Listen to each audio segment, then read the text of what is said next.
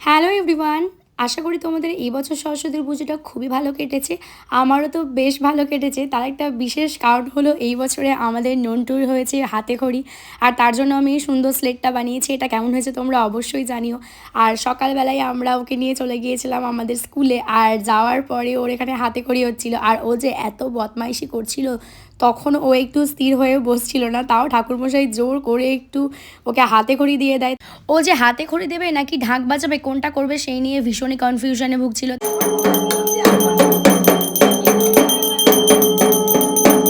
প্রত্যেক বছরই অর্পিতা অনন্যা প্রাইমারি স্কুলে পুষ্পাঞ্জলি দিতে আসে, আর এই বছরও তাই হয়েছিল। তাই তিনজনে একসাথেই অঞ্জলিটা কমপ্লিট করে নিয়েছিলাম।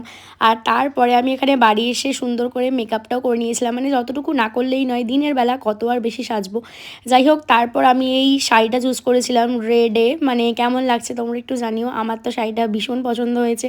আর তারপর আমি এই গোল্ডেন কালার কানেরটা পরেছিলাম, আর পরার পর আমাকে কেমন যেন একটা বউ দেখতে লাগছিল, তাই আমি সেটাকে খুলে এই অ্যাপেল কানেরটা পরে নিয়েছিলাম।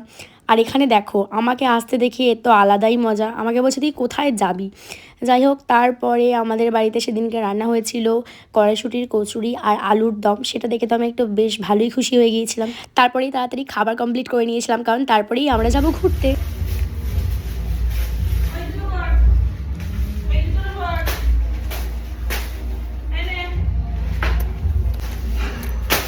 নন্টু নন্টু নন্টু, ওই একবার দেখ নন্টু আমাকে কেমন দেখতে লাগছে, আমাকে কেমন লাগছে। অফ ক্যামেরায় বলছে হেভি, আর ক্যামেরায় বলছে বলবো না। কতটা বদমাস দেখতে পাচ্ছ। বল না নন্টু কেমন লাগছে আমাকে, কি লাগছে। এই যে বললি হেভি লাগছে, তাহলে নন্টুকে মা পচা লাগছে। কিরম লাগছে।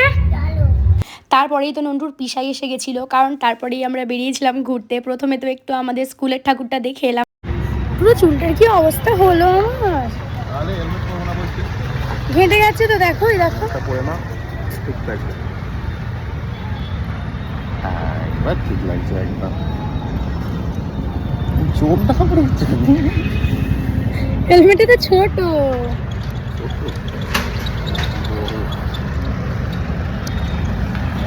এই বাবা আমার চোখে আমার আইব্রো ঢাকা পড়ে গেছে।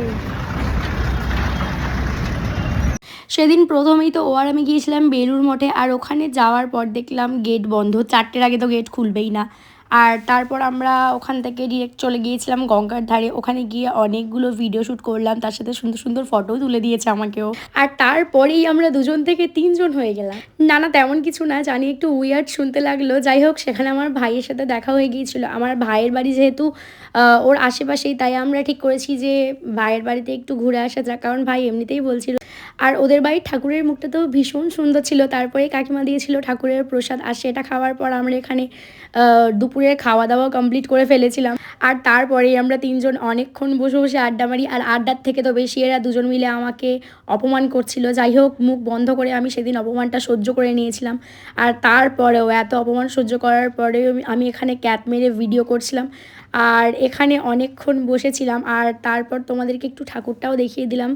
আর তোমরা অবশ্যই জানিও আমার ভাইয়ের বাড়ির ঠাকুরটা কেমন লাগছে, আর এটা অবশ্যই জানাতে ভুলো না আমাকে কেমন লাগছে, কারণ আমার সেদিনকে নিজেকে বেশ ভালো লাগছিল, কারণ একটু লাল লাল জিনিস আমার খুব পছন্দ। আর তারপরে বাড়ি ফিরছিলাম, তখনই আমি একটু আবদার করে বসলাম যে আমি একটু চা খাবো, আর তার সাথে ডরিটোস। তাই দেখতেই পাচ্ছ দীপু চলে গিয়েছিলো ডরিটোস আনতে, যদিও ওর ডরিটোসটা খেতে একদম ভালো লাগে না, কিন্তু আমার তো ভালো লাগে। আর তারপরেই আমরা চলে আসছিলাম বাড়িতে। সরস্বতী পুজোর দিনটা এভাবেই কাটিয়েছি আমরা 2জন। তোমরা কে কীভাবে কাটিয়েছো অবশ্যই জানিও, আর আমাকে কেমন লাগছিলো সেটা অবশ্যই জানিও। তার সাথে সাথে আমার ভিডিওটা কেমন লেগেছে সেটাও জানিও। দেখা হবে অন্য কোনো একটা ভিডিওতে। ততক্ষণ তোমরা খুব ভালো থেকো, বাই।